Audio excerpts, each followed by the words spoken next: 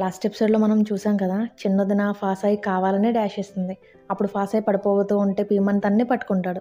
అదే టైంకి పెద్దన్నయ్య వాళ్ళిద్దరిని కూడా ఫొటోస్ తీస్తూ ఉంటాడు. చిన్నదిన తనకి బాగా దెబ్బ తగిలినట్టు యాక్ట్ చేస్తూ ఉంటుంది. అప్పుడే అక్కడికి చిన్నన్నయ్య వస్తాడు. చిన్నదిన్ని తన క్యాబిన్కి తీసుకెళ్తాడు. పెద్దన్నయ్య చిన్నదినికి ఆ ఫొటోస్ అన్నీ కూడా సెండ్ చేసి ఇవన్నీ కూడా విక్కీకి చూపించి తనకు అనుమానం వచ్చేలా చెయ్యి అని అంటాడు. చిన్నదని కూడా సరే అంటుంది. అప్పుడే అక్కడికి విక్కీ వస్తాడు. ఫాసాయితో మనం డిన్నర్కి వెళ్దామా అని అడుగుతాడు. అప్పుడు ఫాసాయి నాకు కొంచెం వర్క్ ఉంది, కంప్లీట్ అయ్యాక వస్తాను అని చెప్పి అక్కడి నుంచి వెళ్ళిపోతుంది. అప్పుడు చిన్నది నా విక్కీ దగ్గరికి వచ్చి ఫాసాయి అండ్ పీమన్ ఫొటోస్ చూపిస్తుంది. తనకు అనుమానం వచ్చేలా మాట్లాడుతూ ఉంటుంది.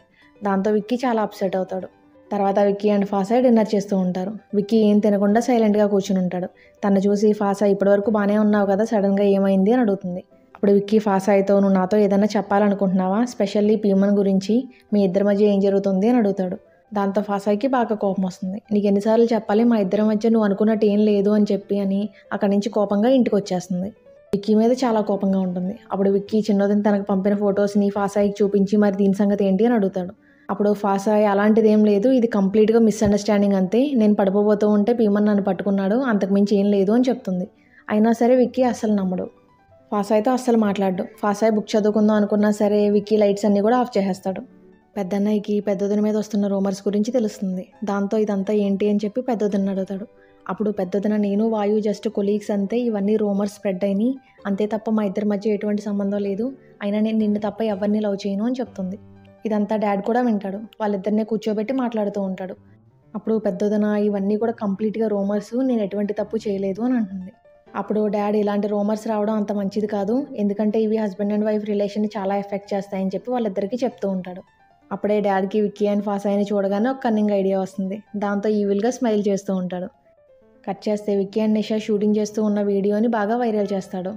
ఆ వీడియో సియాలి కూడా చూసి వెంటనే ఆంటీ అంకుల్ దగ్గరికి వచ్చి ఆ వీడియో చూపిస్తాడు. దాంతో వాళ్ళిద్దరికీ చాలా కోపం వస్తుంది. ఫాసాయి కూడా ఆఫీస్లో వీడియో చూసి చాలా అప్సెట్ అవుతుంది. అప్పుడే అక్కడికి విక్కీ కూడా వస్తాడు. ఫాసాయికి నచ్చ చెప్పడానికి ట్రై చేస్తూ ఉంటాడు. కానీ ఫాసాయి విక్కీ మాటలు అస్సలు వినిపించుకోకుండా అక్కడి నుంచి వెళ్ళిపోతుంది. విక్కీ తన వెనకాలే వెళ్తూ ఉంటాడు. అప్పుడు పీమన్ విక్కీని ఆపి ఫాసాయిని డిస్టర్బ్ చేయొద్దు, తనని ఫస్ట్ కొంచెం కామ్ డౌన్ అవ్వనివ్వి, అయినా ఆఫీస్లో అందరూ మనల్నే చూస్తున్నారు, ప్రస్తుతానికి ఏం ఇష్యూ చేయొద్దు అని అంటాడు. అప్పుడు విక్కీ పీమన్తో నేను నీతో కొంచెం పర్సనల్గా మాట్లాడాలి, నువ్వు ఫ్రీగా ఉన్నావా అని అడుగుతాడు. కట్ చేస్తే విక్కీ పీమన్కి చిన్నదని తనకు పంపించిన ఫోటోని చూపించి అసలు ఏం జరిగింది అని అడుగుతాడు. అప్పుడు పీమన్ ఫాసాయి కింద పడిపోతూ ఉండగా నేను పట్టుకున్నాను అంతే, అంతకుమించి మా ఇద్దరి మధ్య ఎటువంటి రిలేషన్ లేదు అని చెప్తాడు. అప్పుడు విక్కీ పీమన్తో ఆ ఫోటోలో ఉన్నది మిస్అండర్స్టాండింగే అయ్యి ఉండొచ్చు, కానీ నువ్వు ఫాసాయిని లైక్ చేస్తున్నావు కదా అని అంటాడు. అప్పుడు పీమన్ అవును నేను తనని లైక్ చేశాను, కానీ ఇప్పుడు తనకు మ్యారేజ్ అయిపోయింది, నాకు నా లిమిట్స్ ఏంటో తెలుసు, నేను ఎప్పుడు కూడా నా లిమిట్స్ క్రాస్ చేయను అని అంటాడు. ఆ తర్వాత విక్కీ ఒక్కడే కూర్చుని అసలు ఈ మ్యారేజ్ లైఫ్ ఎందుకు ఇంత డిఫికల్ట్గా ఉంది, లవ్ చేస్తే ఇన్ని డిఫికల్టీస్ వస్తాయని నేను అసలు ఎప్పుడూ అనుకోలేదు, పెద్ద పెద్ద క్రిమినల్స్ని దొంగని పట్టుకున్నప్పుడే ఎప్పుడూ నేను టెన్షన్ పడలేదు, అలాంటిది ఇప్పుడు ఇంత టెన్షన్ పడాల్సి వస్తుంది, ఏం చేయాలో కూడా అర్థం కావట్లేదు అని అనుకుంటూ ఉంటాడు. అప్పుడే అక్కడికి దేవన్ చిన్నయ్య కూడా వస్తారు. విక్కీని చూసి నవ్వుతూ ఉంటారు. అప్పుడు విక్కీ దేవ్తో నువ్వు చాలా మంచి పని చేసావు, ఎప్పుడు పెళ్లి చేసుకోకూడదు అని చెప్పి డిసైడ్ అయ్యావు కదా అని అంటాడు. అప్పుడు దేవ్ అలాంటిది ఏం లేదు, నాకు కరెక్ట్ అమ్మాయి ఇంకా దొరకలేదు, ఆ అమ్మాయి కోసమే వెయిట్ చేస్తున్నాను అని అంటాడు. అంకుల్ విక్కీ మీద చాలా కోపంగా ఉంటాడు. నేను ఆ విక్కీని ఇప్పుడే చంపేస్తాను అని అంటూ ఉంటాడు. అప్పుడు ఆంటీ ఆయన్ని కామ్ డౌన్ చేస్తుంది. నేను ముందు ఫాసాయికి కాల్ చేసి అసలు ఏం జరిగిందో కనుక్కుంటాను అని అంటుంది. కానీ అంకుల్ మాత్రం అస్సలు ఒప్పుకోడు. మనం ఇంక ఫోన్ చేసి కనుక్కునేది ఏం లేదు, డైరెక్ట్గా వాళ్ళ ఇంటికి వెళ్ళి తాడో పేడో తేల్చేసుకోవడమే అని అంటాడు. తర్వాత దియా వాళ్ళ అమ్మతో మేము అందరం ఇక్కడ ఉండం కదా, సో మిమ్మల్ని సియా బాగా ఇబ్బంది పెట్టే ఛాన్స్ ఉంది, ఎందుకన్నా మంచిది దియాని మాతో పాటు పంపించండి అని అంటాడు. దియా వాళ్ళ అమ్మ కూడా సియాకి భయపడి సరే అని చెప్తుంది. విక్కీ ఫాసాయికి నచ్చ చెప్పడానికి ట్రై చేస్తూ ఉంటాడు. అప్పుడు ఫాసాయి నేను నీకు 3 minutes టైం ఇస్తున్నాను, ఏం చెప్పాలో చెప్పు అని అంటుంది.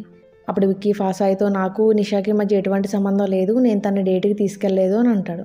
అప్పుడు ఫాసాయి మరి అది డేట్ కాకపోతే ఇంకేంటి, తను బయటికి ఎందుకు తీసుకెళ్ళావు అసలు అని అడుగుతుంది.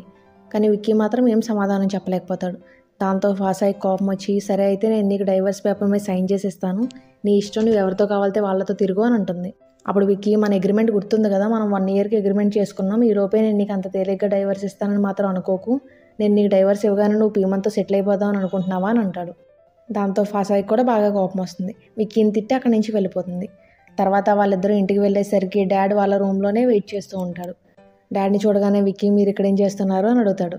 అప్పుడు డాడ్ మీకోసమే వెయిట్ చేస్తున్నాను, మీరిద్దరు ఇలా ఒకరినొకరు చీట్ చేసుకుంటూ కలిసి ఉండడం కంటే సెపరేట్ అయిపోవడమే బెటర్ కదా, వీలైనంత తొందరగా డైవర్స్ తీసేసుకోండి అని చెప్పి ఫాసాయితో నీ లగేజ్ సర్దుకుని ఇప్పుడే నువ్వు ఇంట్లోంచి బయటికి వెళ్ళిపో అని అంటాడు. అప్పుడు ఫాసాయి డాడ్తో మా ఇద్దరి మధ్య ఒక చిన్న మిస్అండర్స్టాండింగ్ వచ్చింది, ఇప్పుడు మేము దాన్ని క్లియర్ చేసేసుకున్నాం, ఇప్పుడు అంతా మళ్ళీ నార్మల్ అయిపోయింది అని చెప్పి విక్కీతో ప్రేమగా మాట్లాడుతూ ఉంటుంది. దాంతో డాడీకి కోపం వచ్చి అక్కడి నుంచి బయటకు వెళ్ళిపోతాడు. తర్వాత విక్కీ ఫాసాయితో ఆ ఫోటో విషయంలో నేను అపార్థం చేసుకున్నాను కదా, సారీ, నేను ఆల్రెడీ భీమన్ను కూడా దీని గురించి అడిగాను, ఇది కంప్లీట్గా ఒక మిస్అండర్స్టాండింగే, మీ ఇద్దరి మధ్య ఎటువంటి రిలేషన్ లేదు అని చెప్పాడు అని అంటాడు.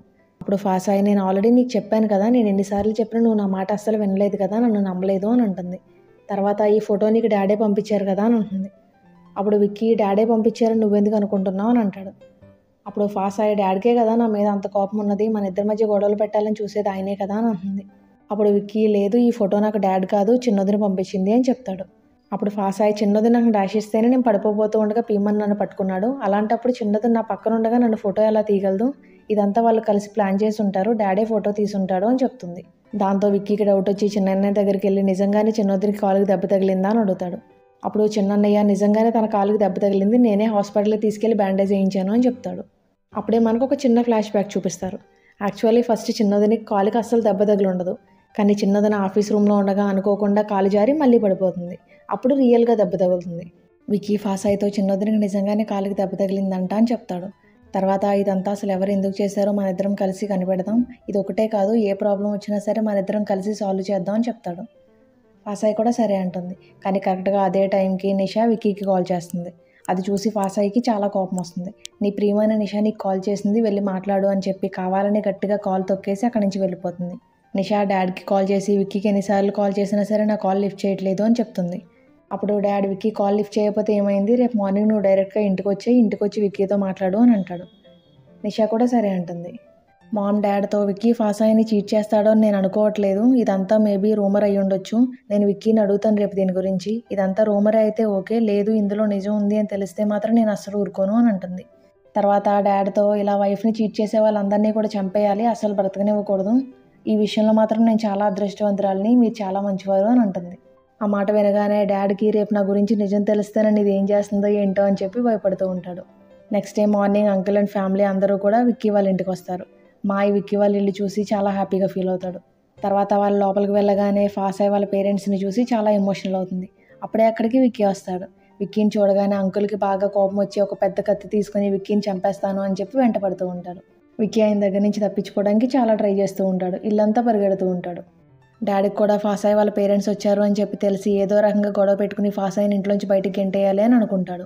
అప్పుడే అక్కడికి దేవ్ కూడా వస్తాడు. పెద్దవాళ్ళు అయ్యుండి మీరే ఇలా దెబ్బలాడుకుంటూ ఉంటే పిల్లల పరిస్థితి ఏమవుతుంది, ఫాసాయి అండ్ విక్కీ గురించి కొంచెం ఆలోచించండి, ప్లీజ్ మీరు కొంచెం కామ్ డౌన్ అవ్వండి అని చెప్తూ ఉంటాడు. అయినా సరే డాడ్ అస్సలు వినిపించుకోడు.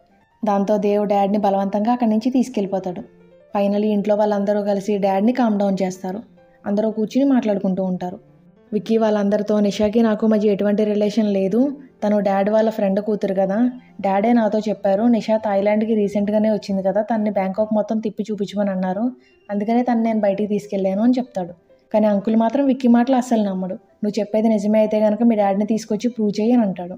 దాంతో విక్కీ డాడ్ దగ్గరికి వెళ్తాడు. అక్కడికి వెళ్ళి చూసేసరికి దేవ్ ఆయన్ని ఒక చైర్లో కట్టేసి ఉంటాడు. అది చూసి విక్కీ షాక్ అవుతాడు. విక్కీ దేవ్తో, డాడీని నేను చూసుకుంటాను, ఏం పర్లేదు అని అంటాడు. దాంతో దేవ్ అక్కడి నుంచి వెళ్ళిపోతాడు.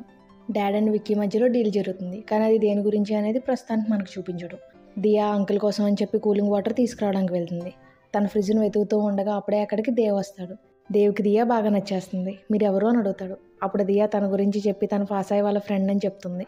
అప్పుడు దేవ్ కూడా, నా పేరు దేవ్, నేను విక్కీ వాళ్ళ అన్నయ్యని అని చెప్తాడు.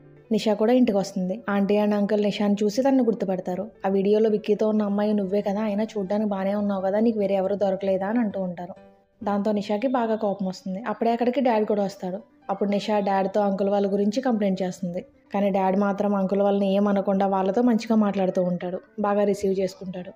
మెయిడ్స్ వాళ్ళతో కూడా మన ఇంటికి చుట్టాలు వచ్చారు కదా, వాళ్ళని ఎంత బాగా చూసుకోవాలి, వాళ్ళకి ఏ ఇబ్బంది లేకుండా అన్ని అరేంజ్మెంట్స్ చేయని చెప్తూ ఉంటాడు. అది చూసి ఫాసాయి చాలా షాక్ అవుతుంది. అసలు ఏం జరుగుతుందో ఏంటో ఏమీ అర్థం కాదు. నిషా చిన్నదింతో అసలు ఈరోజు డాడీకి ఏమైంది, ఆయనకి దెయ్యం పట్టినట్టుంది అని అంటూ ఉంటుంది. తర్వాత డాడ్ అంకుల్తో, విక్కీ చెప్పింది నిజమే, నేనే విక్కీతో చెప్పాను నిషాని బయటికి తీసుకెళ్ళమని చెప్పి అని అంటాడు. దాంతో ఆంటీ అండ్ అంకుల్ వాళ్ళు కూడా చాలా హ్యాపీగా ఫీల్ అవుతారు.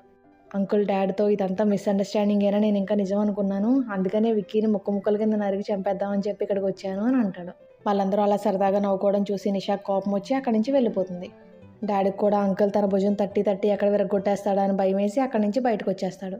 నిషా దగ్గరికి వెళ్ళి, ఇదంతా నేను జస్ట్ యాక్ట్ చేస్తున్నాను అంతే, ఇంకొన్ని రోజులు ఓచుకో, విక్కీ నాకు ప్రామిస్ చేశాడు తను నేను పెళ్లి చేసుకుంటాడంట అని చెప్తాడు. అప్పుడే మనకి అసలు డాడ్ అండ్ విక్కీ మధ్య జరిగిన డీల్ ఏంటో చూపిస్తారు. విక్కీ వాళ్ళ డాడ్తో మీరు ఫాస్ అయిన వాళ్ళ ఫ్యామిలీ మెంబర్స్ అందరినీ కూడా మంచిగా ట్రీట్ చేసి వాళ్ళందరినీ బాగా చూసుకుంటే కనుక నేను మీరు చెప్పినట్టే నిషాని పెళ్లి చేసుకుంటాను అని చెప్తాడు. దాంతో డాడ్ కూడా చాలా హ్యాపీగా ఫీల్ అవుతాడు. ఆ విషయమే డాడ్ నిషాకి చెప్తాడు. దాంతో నిషా కూడా చాలా హ్యాపీగా ఫీల్ అవుతుంది. యాక్చువల్లీ విక్కీ డాడ్కి తన నిషాని పెళ్లి చేసుకుంటాను అని చెప్పేటప్పుడు తన ఫింగర్స్ని క్రాస్ చేసి ఉంటాడు, అంటే తను అబద్ధం చెప్తున్నాడు అని.